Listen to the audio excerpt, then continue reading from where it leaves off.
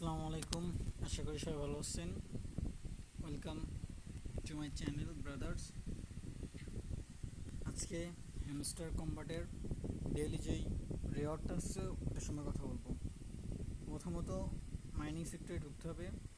দেন এখানে দেখতে পাচ্ছেন প্রথমে টপ 10 সিএমসি, এই যে এইটা টপ 10 সিএমসি, এইটা সেকেন্ড পজিশন আছে সিকিউরিটি।